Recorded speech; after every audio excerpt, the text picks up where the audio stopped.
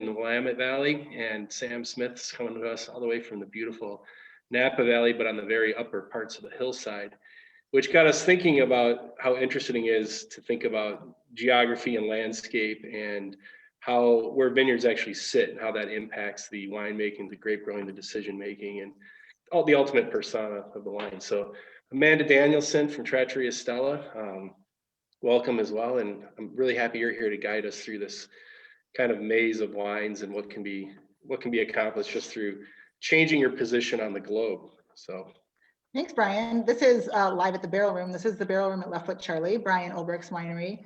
And we do have two great friends. One quick shout out to Claire Giroux, who's joining Chris Williams tonight. She just was recently promoted to associate winemaker at Brooks. As we said, Brooks, Smith-Madrone, both have been wines that are, or wineries that have been great friends of City Riesling, great supporters of Michigan, and great friends of a lot of the elder statesmen of our own industry. So cheers to you guys. Welcome. Thanks. Yeah, thanks for joining us across the continent. What's really nice here is we have, over all these years, Bryan and I were talking about this, and we've built these relationships with fantastic people all over the world. And in particular, when we think of friends in the industry, it's fun for us to look at. We're always looking for wines that can age, wines that are delicious, wines that have all the qualities that we like, and then we get to pick and choose the people that make those wines. And it's really fun when you can find those friends that make wines in completely different conditions. In the case, when you think of Napa Valley, we think big, powerful Cabernet Sauvignon. I think a lot of people think big, powerful Cabernet Sauvignon, but there's also all those mountains that create the valley, one of them being Spring Mountain, and that's where Sam's winery is. Likewise with Willamette Valley, same thing. You're a little bit further north, a little bit closer to the same parallel that we are here in Michigan.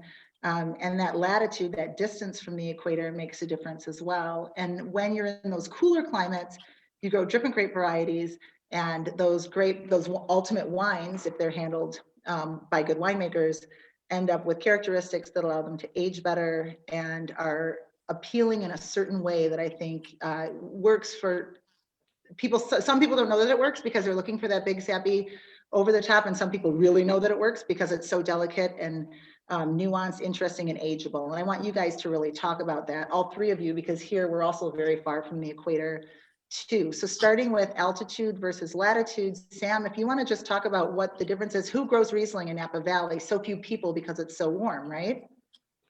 Right. I think it's also an economic thing to start with. So there's plenty of places that you can grow Riesling. It's just the price of grapes. You know, I think the price of Riesling right now is around $2,000 a ton, and the price of Cabernet can go as high as $40,000 a ton. So from a grower's point of view, it's a pretty obvious choice not to grow Riesling. That being said, everybody used to have it way back when, and so there's still a lot of it around, and it all, you know, not all of it has been replanted yet. So we're fortunate that we still have the small lot that we have. I mean, I think there's probably 60 acres of Riesling total in the Napa Valley. So, you know, it's like a blip on the radar compared to other parts of the world, you know, where you guys are, it's the main varietal. So, because yeah, Riesling was fairly common in the early plantings, like in Trefethen's still growing it down. They're down on the floor, right? Or closer. Right. So to answer the first question, I mean, because I never answered it, you know, you have people in Carneros that are growing it. There's probably 3 producers there, and Trefethen, Stony Hill still has a little bit.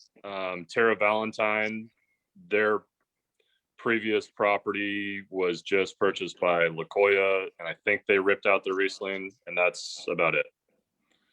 So maybe. What elevation? Where are you? Where's your Riesling vineyard? It's right next to the winery. So it goes from about 1,700 feet down to about probably 1,400 feet. So it's a small little, you know, it's a small vineyard, but it's, you know, it has a lot of elevation change.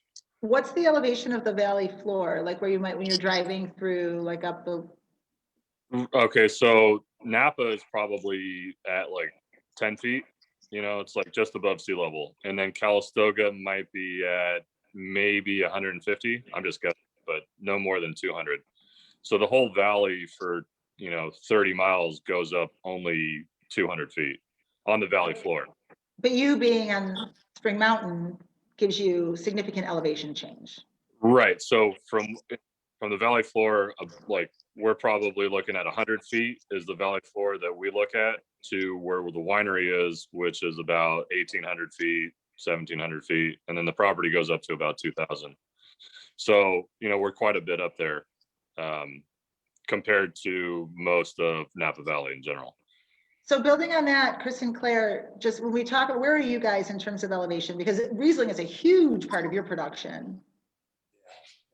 We vary in different, at the estate, we're at about 700 feet. The wine we're trying today, I think, sits closer to 450. And then I think our highest. I think it's ours, actually. Really, I mean, our vineyard kind of ranges from 650 to 750, kind of from the bottom to the top of the site. So only about 100 feet in elevation change. And really, there isn't much planted over 800 feet here in the valley. It just gets pretty cold at that point. Probably, in the future, we'll see more of that moving uphill, but that's pretty high elevation for this area. So 650 to 750 to 1,400 to 1,700 is a big difference, right? But there's also that question of latitude, because you guys are considerably further away from the equator than Sam is. So sticking with our theme of the altitude versus latitude, you guys both make great Riesling, right? And the reds likewise have those similar characters. Bryan, maybe you can talk about some of the characters that come from that cooler climate.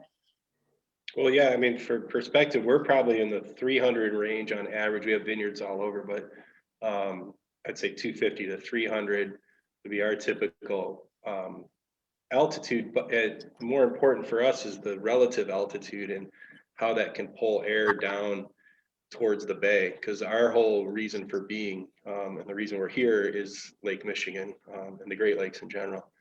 So our elevation aspect is really more relevant to that microclimate or the micro positioning within a certain hillside.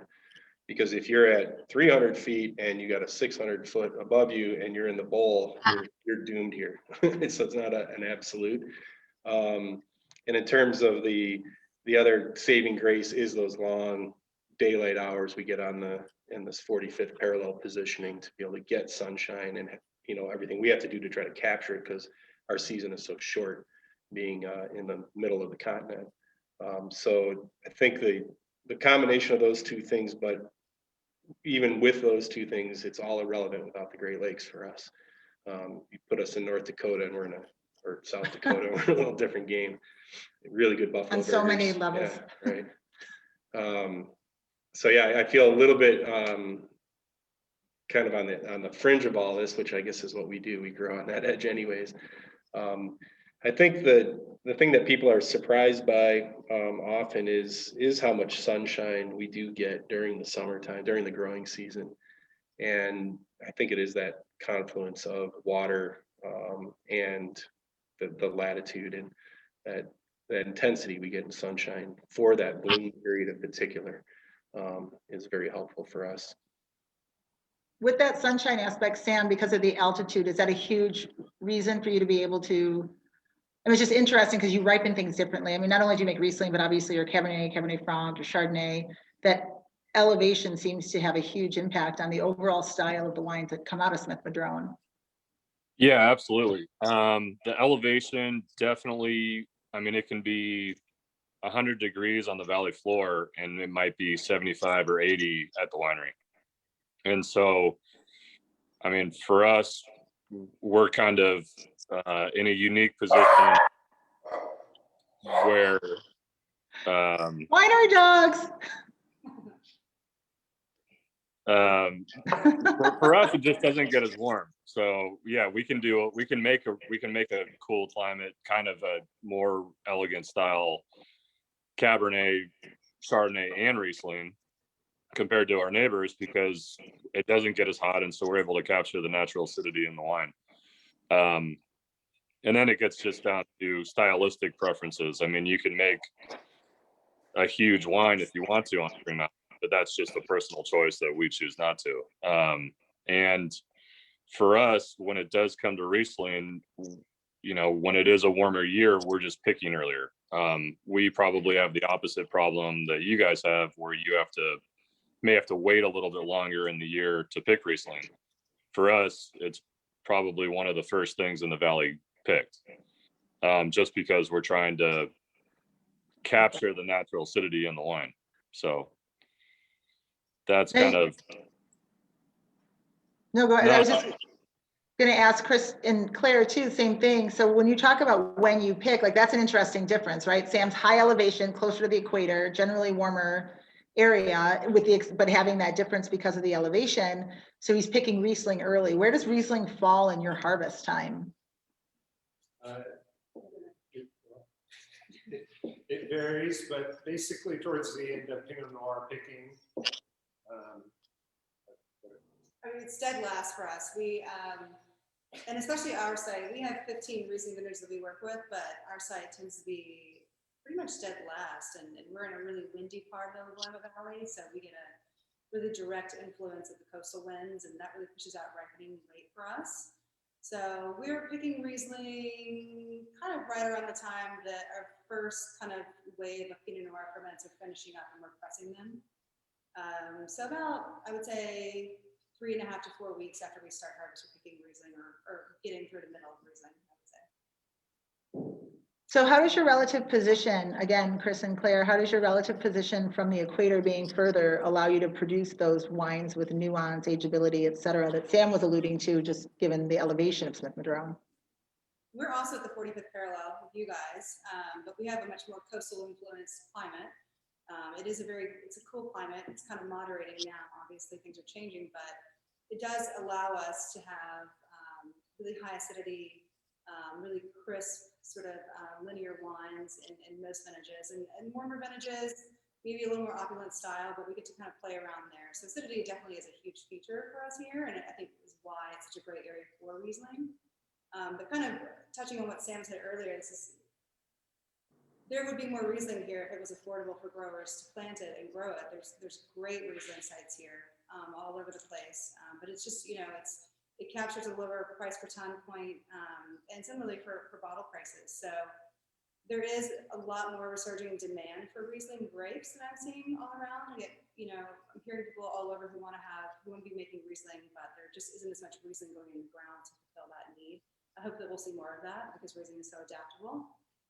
But it's a great area for Riesling. We've been championing it our Riesling vines went in 74. And like Sam said, we're just some of the few that never got pulled out. There is a few vineyards left in the valley that are still kind of original sites, but there's a lot of younger vine stuff too as well. So just since we're talking about the price of Riesling per acre, and Sam, you said it was 2,000 for Riesling versus 40 grand for Cabernet. Did I miss that's the extreme, right? So the Okay, Napa 'cause Valley, I just want to make sure that my notes are sound. No, I mean, people are paying ridiculous prices for some of the cab vineyards, but I mean, like, I think the Napa average last year dropped down to maybe 7,500 a ton. So that's the average, so it's like if you're in a premium site, people are asking 12 to 15 and getting it, no problem. So yeah, when it gets back to the price of Riesling, again, because there's not that much in the valley, you had a particular winery that the vineyard was paid by the winery, even though it's the same company. And so they brought up the average price of Riesling. And because we only have 6 producers, that one producer that pays themselves kind of changed the whole game, So it's like it totally changes the aspect of price. Like, We're going to have a whole nother show about the price of Napa Valley Cabernet Sauvignon and why it costs that much, and really heavy, thick bottles. But that's for another day. Okay, yeah. So That's for another day. Yeah, so I think like right now it's $2,000 a ton, and that drops from 2,500 last year, I believe. But all the prices are so out of whack with the fires and everything changing because certain buyers aren't buying and certain sellers can't find Nothing buyers. to sell. Right. So Well, and for you guys in Willamette Valley, it's not Cabernet Sauvignon that's the big competitor, it's Pinot Noir, right? Which you've sort of hung your hat on there. And I guess I would imagine Chardonnay to some extent as well, but primarily Pinot Noir. What's the price differential per ton there? Not as extreme as Sam's case. It's similarly around like 1,800 to 2,000 a ton for Riesling. I think the Willamette Valley average this last year, and this includes valley floor fruit and such, is around 2,800 per ton, but the majority of the high-end vineyards are going from anywhere from like 3,300 on up to maybe 4,500. So Riesling about the same, give or close to the same, but significant difference in terms of the other prestige variety, if you will, of the area. See, that's interesting. Our Riesling prices are about the same. I'd say our big competition is fudge. No, it's but yeah, we're about in the same range for grapes, and you know, Riesling for us is one of the ones that can crop pretty well. So it's a good bet for growers around here in terms of like recovering costs, you know, farming costs. Whereas when we get into the Pinot realm and stuff like that, the price is higher, but not to the point yet where the bottles are commanding that back, so that it's hard for me to go to a grower and say, plant these red varieties, we have to cut down to 1 to 2 tons per acre, because there's not a lot of upside, at least in the short term.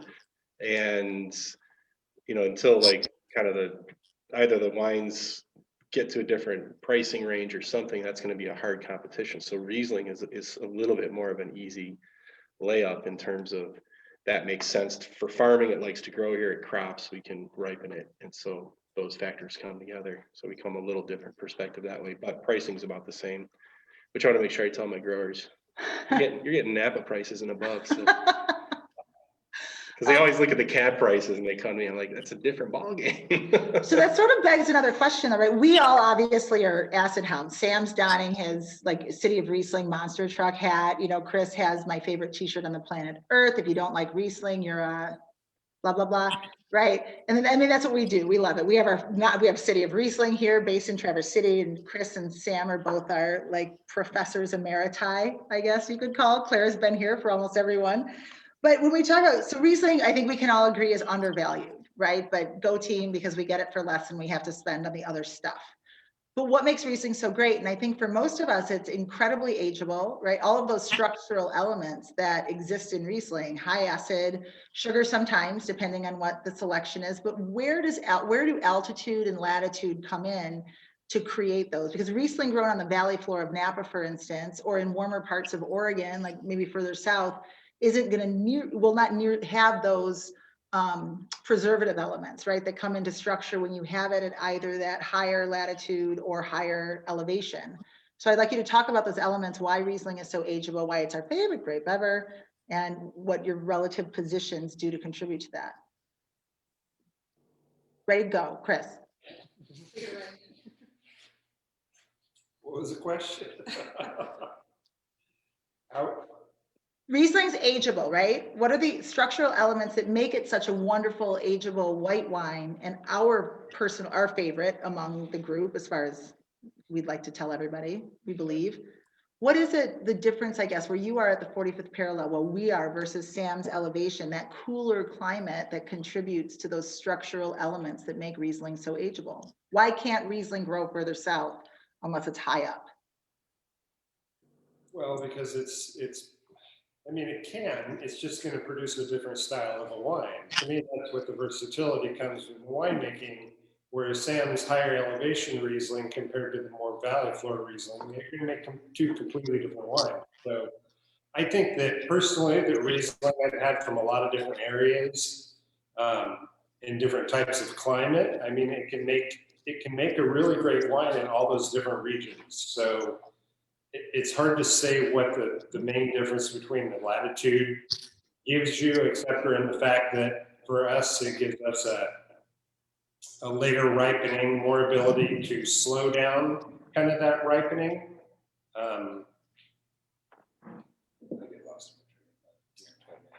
One of the things I fixate a lot on is with skins. When we have warm vintages here, our skin extraction is accelerated very much, and we don't have these very often, but like 2012, 2010 were examples where we had warm harvesting conditions, and so fruit was coming in and it was incredibly like soft and almost, to me, felt like mushy. We're typically getting fruit in that's in the 50-degree range when we're picking, or lower. And when these were coming in at like 60 and 70 degrees, as a winemaker, I was really concerned about how much like phenolic extraction I would get from the press.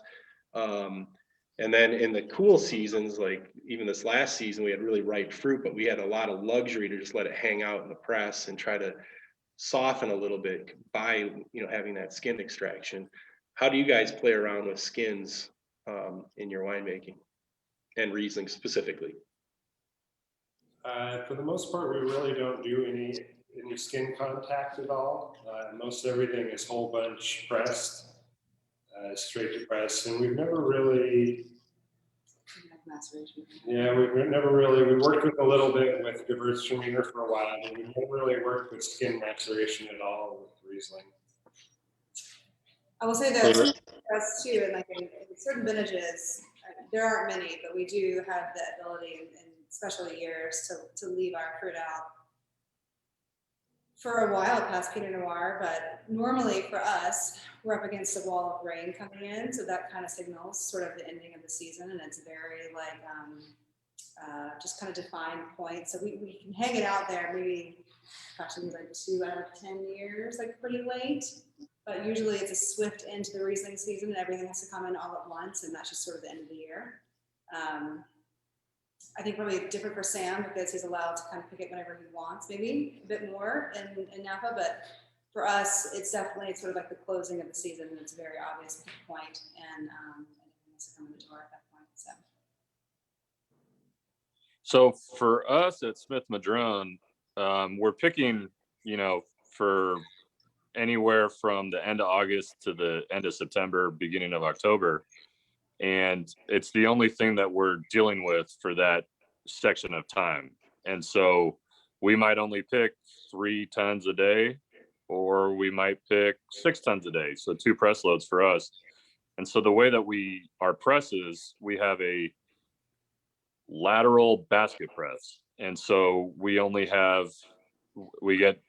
1 ton in at a time. And so what we'll do is we'll crush it, throw it in the basket press, let it sit until the next ton comes in, throw that second ton in on top of the first one. And typically the last couple of years, we've had a lot more juice in the grapes. And so then we'll actually go through and press 2 tons really fast, bring it back out, fill it up with the third ton, and then press them all together. So the first ton gets 2 to maybe 3 hours of skin contact. The second ton gets an hour, and then the third ton gets no time. I like that So- gradient thing. We do that with Right, Gewürztraminer. We'll let Gewürz sit for a batch overnight, maybe give it a 24-hour, and then the next one we'll just crush and press, and then we'll do a whole cluster to try to capture maybe a couple different aspects of it. In our warm years, we're definitely doing more whole cluster and very quick processing. And when I'm talking cold harvest, I mean, we were pulling stuff in at 35 degrees this year.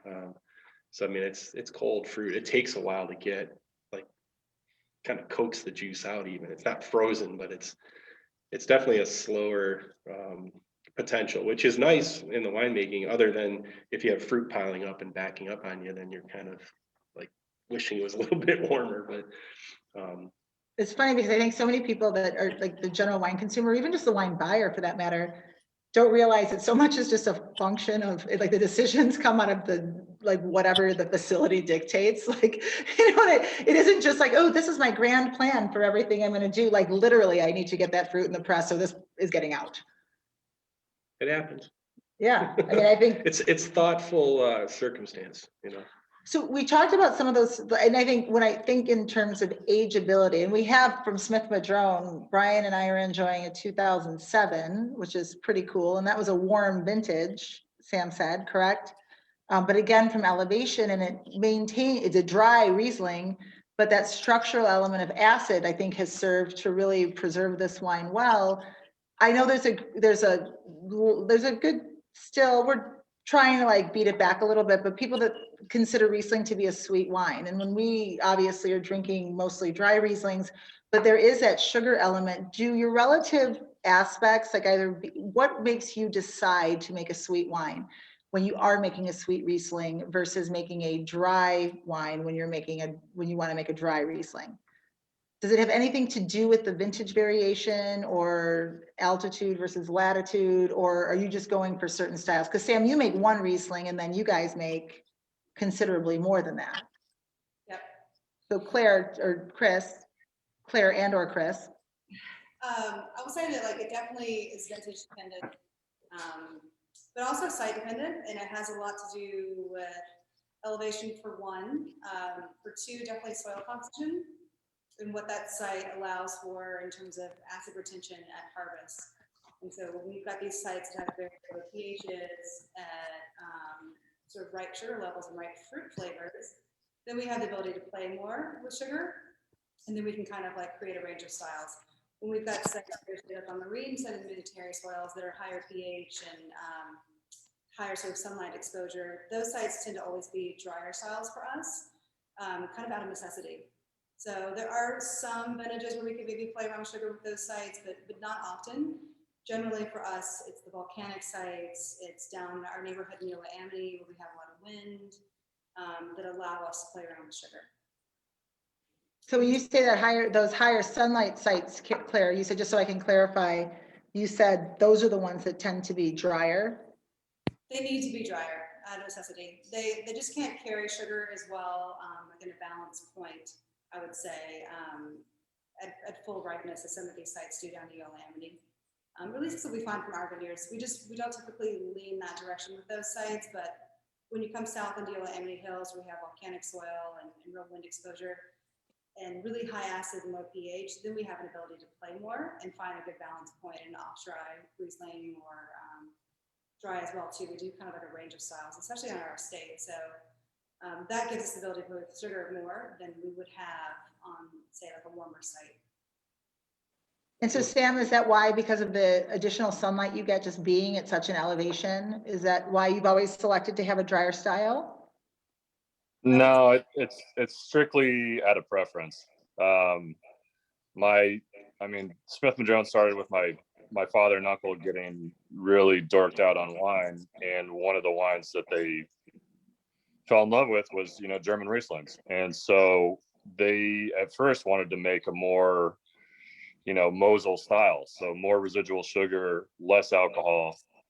And as time went on, they found that they liked the less sugar, a little bit higher alcohol, more Alsatian than anything. And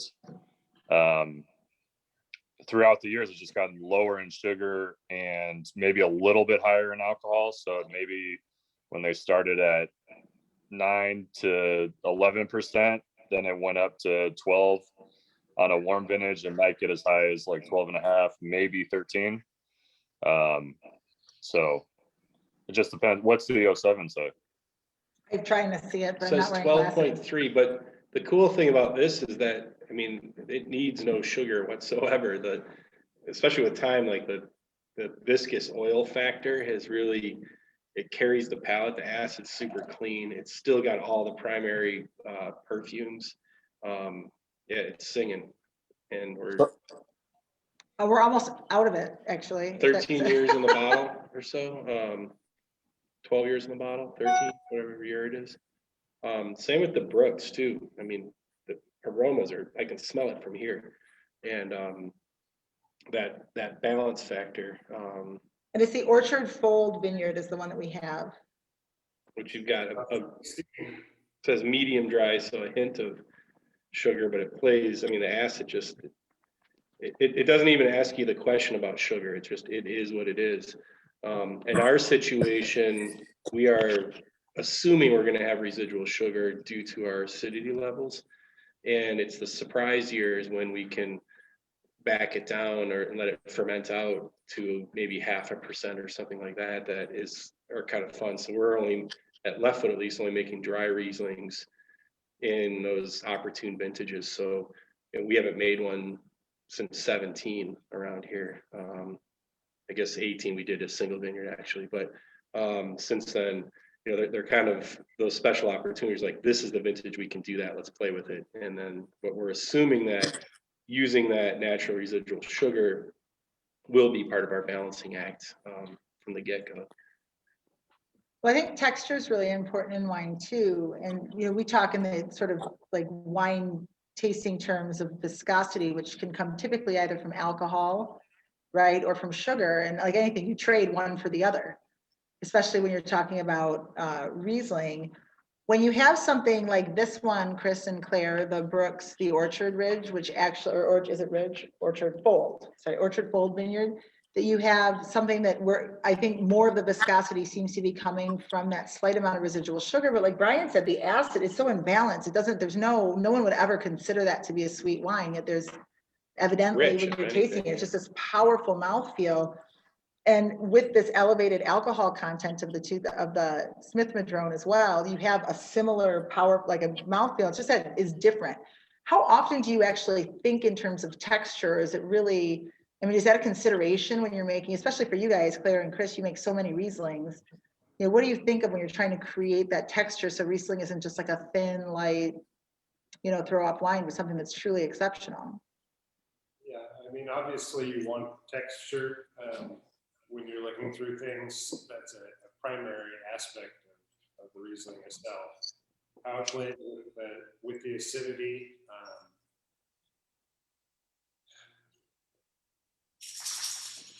I would say, it can be side dependent again. I think that pressing extraction is kind of important for that as well in terms of texture and building that. We're looking for it when we're blending. Quite often we'll have sites that we break down into 4 or 5 different tank ferments. And then as we're looking to build a single vineyard wine or a complete wine, then we're sort of playing around with components and then we're building texture back into the wine that they want to ultimately end up with. So sugar level plays into that for sure. There's like weight and density on the palate. But I think the acidity actually plays a lot into that too, and giving that sort of like acid tension on the palate that I think is so important to retain. And especially when you're playing around with sugar and some viscosity, like you're saying, it's important to maintain that sort of tension overall, that you've got this way the wine sits to your palate, it has holds some tension and carries through. So it's kind of a balance of a lot of factors. And I think we talk about tension that between acid and sugar, et cetera, but it's funny because up here, and we have questions coming in from people that are watching, and I think this is kind of a good group because none of us are afraid of sugar when sugar makes sense, but at the same time, the notion that Riesling is sweet, and that's either why I like it or why I don't like it, that keeps coming up in the chat stream, and someone wants to know, what's more popular? Sam, you obviously have a dry Riesling, right? And a dry Riesling still has to be in balance because you can have bone dry Riesling that doesn't have all the other stuff. It's all how it's made. But for you guys, or for you, Bryan, too, who have that range of styles, nothing super sticky, but definitely that range, are we still seeing what we saw 15 years ago, 20 years ago, where, the Blue Nun crowd was, banging on our doors? Or are you seeing a shift in terms of people understanding what Riesling can be? We definitely see more people drinking sweeter wines, but I think that's a global phenomenon. I think a lot of people drink sweeter than they realize. The Coca-Cola palate? Oh, I think we've cultured ourselves into liking sugar for good reasons. It's tasty and gives us extra calories to get through cold winters, right? But we give them less choice because a lot of our wines, the sugar actually hides behind the acid quite often in our wines. And so they actually might be sweeter than they actually present. And I think in our situation, we're sort of pigeoning or pushing our customers a little bit into the drier range anyways. Even the wines that would be considered like a late harvest, ours is still coming in probably drier than a lot are. So I think, yes, in terms of number of bottles, sweet still sells. But the notion of balance in the wines and not paying attention to the sugar as much, I think is becoming more part of our conversation with the customers then. what is this? Is it sweet? Is it dry or whatever? That gets in the way of the flavors sometimes. Yeah, I would agree. I think tension, what Claire mentioned, is a great way of describing that, Yeah. right? It's that acid sugar balance where there can be plenty of residual sugar, but it's still, the wine is in such balance that it doesn't matter. It's not it's not leading the show. You know what I mean? It's not that it's a player, for sure. One other question, because we did talk about altitude, we talked about latitude.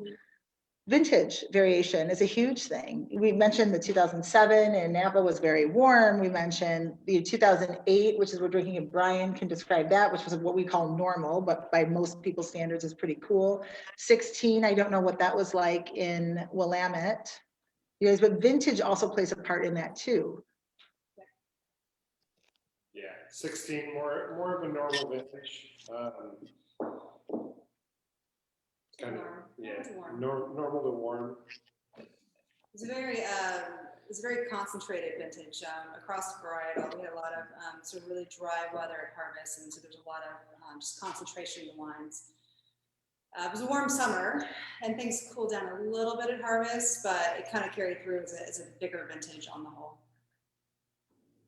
And what about you guys? When you look at 7 as being a warm vintage in Napa, when you were talking about 75 degrees where you are, Sam, versus 100 on the valley floor, when you say it's a warm vintage, does that describe a warm vintage, or is warm like 85 at the winery?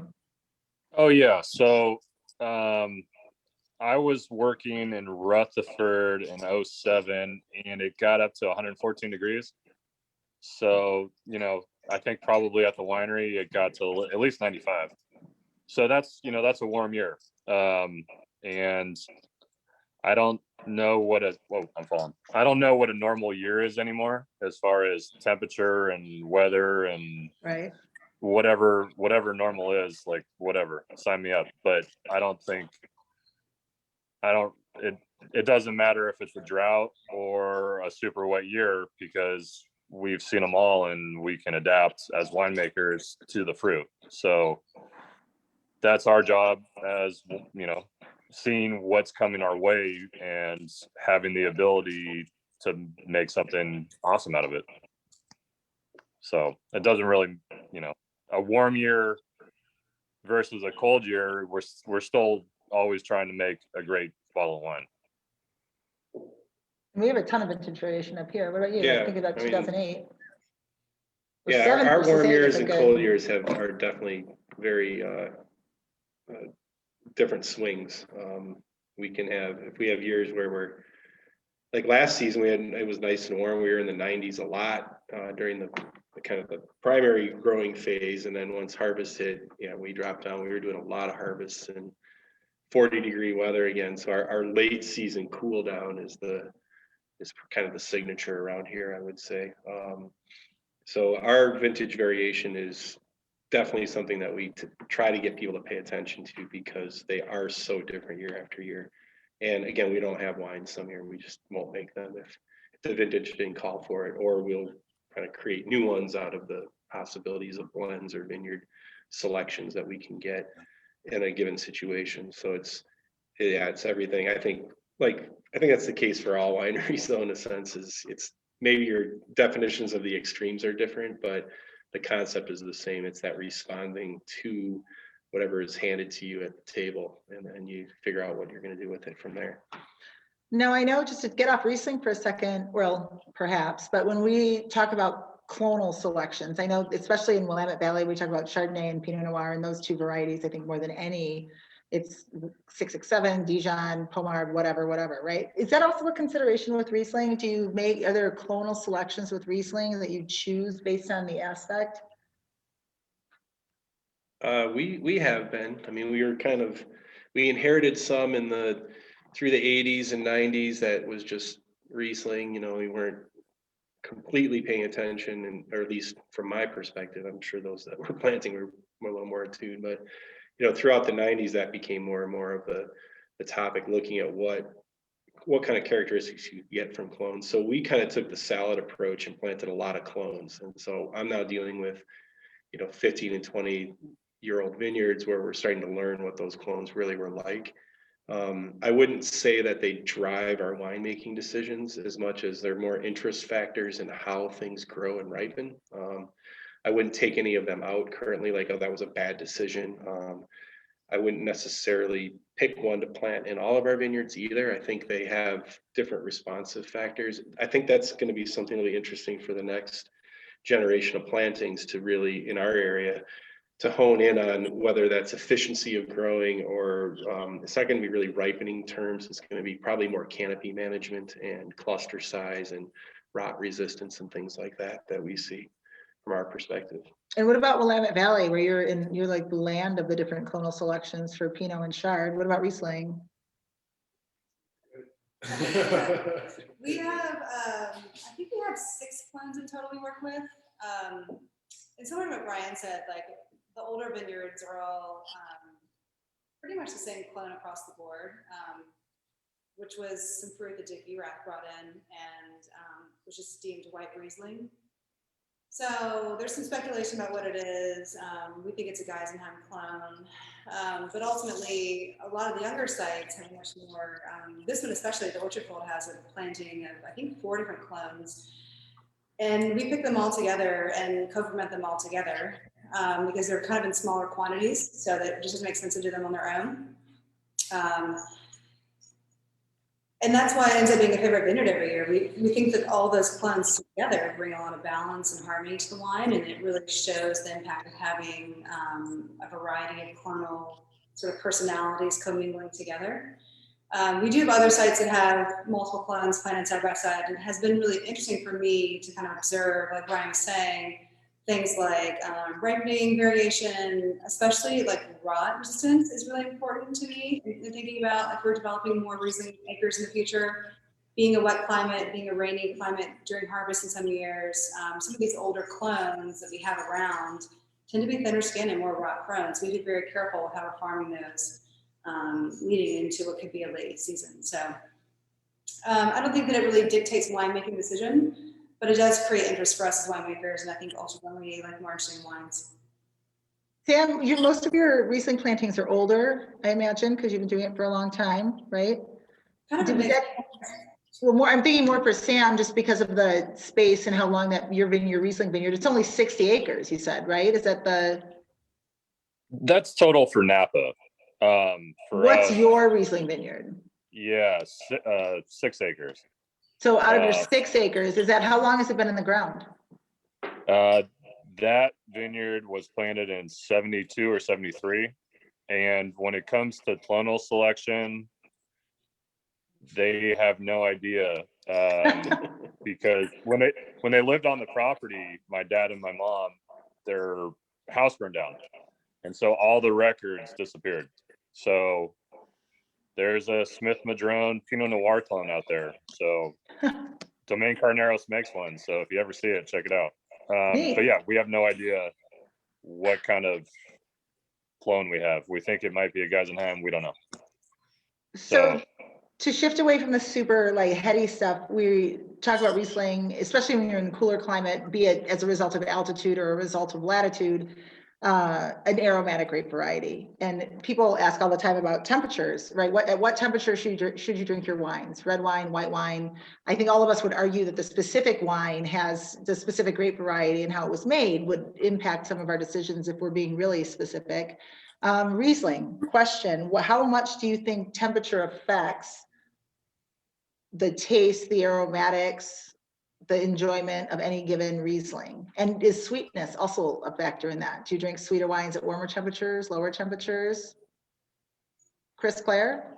I definitely think that when you chill it down, it shuts down Riesling aromatically on the nose for sure.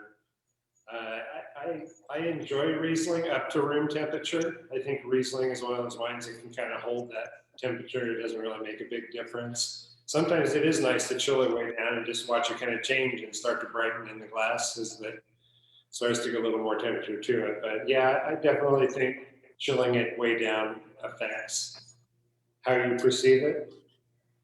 I think that's happened to us. I think we've watched these come up in temperature. Well, it's pretty also cool. relative to when you're drinking it. So if we're sitting outside on a sunny day, it's gonna be better colder than like today. It's kind of nice to let them warm up.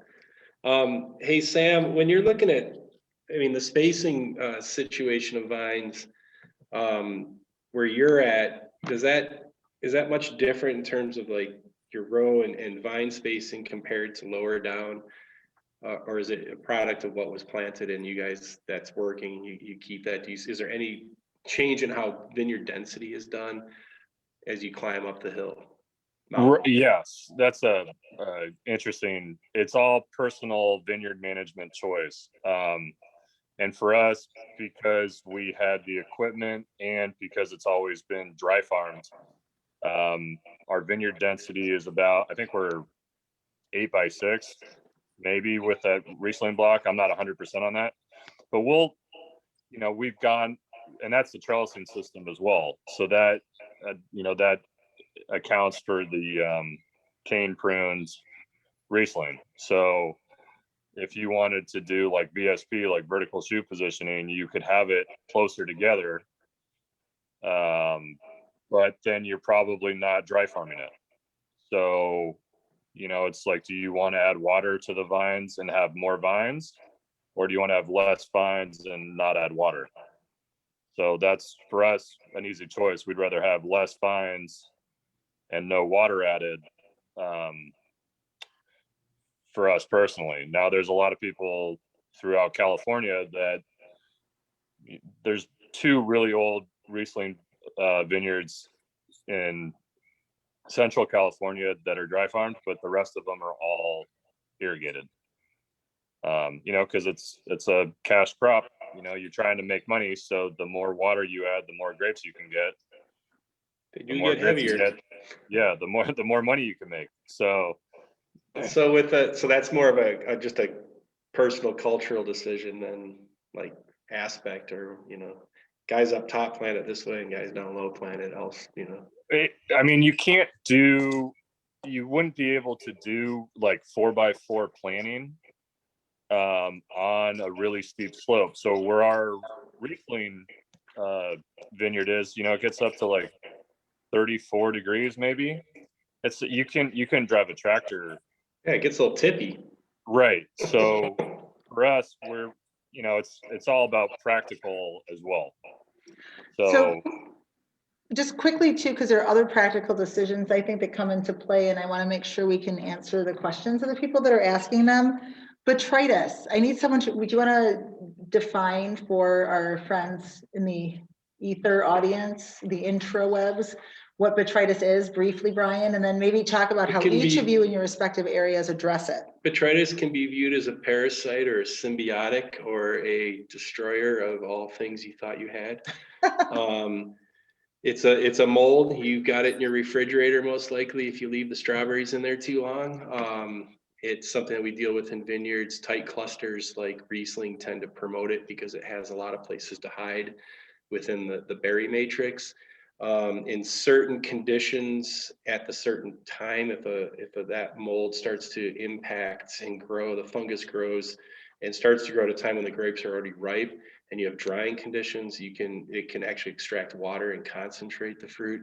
If you get it earlier than that, then it's just old-fashioned rot that you don't want, and it's got to be removed. It's something that in climates that deal with a lot of moisture issues that can be a real challenge. We here have very few years where we get the real true noble botrytis. It's difficult to get that end of the season drying for us. So there's years it looks like it's going to be good, and then all of a sudden it gets wet, and that can kind of send it off into the wrong direction. The other thing we see is that the botrytis itself opens up the opportunity for other vectors to come in, like yellow jackets and ants, and then the fruit flies move in. So it can be sort of the beginning of a downward cascading thing. So it's a very sharp edged knife you walk with botrytis, where if it works out really well, it can be the most beautiful thing, and it can be the most horrible thing as well. So that's the kind of nutshell, our perspective. I've made 2 full-on botrytis pick lines in my career of 20 some years. So it's not common for us to be able to actually achieve that here. And just for everybody out there, botrytis is responsible for some of the best wines in the world, truly, but it can decimate vintages. depending. So there's a benevolent form and a malevolent form. What about you guys? Do you ever see that up on the mountain, Sam? If we do, we try to avoid it at all costs. Just because we're picking for us, it's our closest comparison to Riesling producers, probably like Clare Valley, Right. with like a warmer style. And you don't see too many Botrytis in Clare Valley, or really you'll see some in Alsace, but not that much, for the grand scheme of things. And so, yeah, for us, because if we get it, it's because we just had rain or something that got in the cluster, and we're trying to avoid those situations. And then you guys have a wider range of wines. So do you have a Botrytis wine that you do if you can get it every year, or do you just avoid it? Chris and Claire, you got brought to you by the letter C. Yeah, kind of similar to Bryan. We get an event maybe every 10 years or so where we can actually have that nice drying out. Like Claire was talking about earlier, our season usually ends generally when the rains start to move in, and then you start to make sure you're getting all the Riesling off. At that point, for the most part, we don't want to hang anything that isn't Botrytis infected. We do have it throughout a few different vineyards, trying to control it, trying to make sure we either drop it out, or if it looks good. Again, it depends on how it looks, and kind of depends on the conditions that are upcoming. I would love to be able to make it every year. That would be fun, in one perspective. Other perspective, it's a lot of work. I mean, it really is a huge amount of work to make those wines and make sure that they're stable and make sure that they get to the point where they're a productive wine. So we do other things to try to make wines that are on the sweeter side, by freezing grapes or freezing juice, and kind of working with that kind of direction. Just because, again, we don't really have those drying. Well, I think the world over too, those are far more expensive, and for great reason. It's Just tough for to all the ask things the you've said. farmer to say, hey, go ahead and leave that. We're going to take a risk here. Let's see if we can, if Right. the weather dries out, this could be a great wine. It's on you, buddy.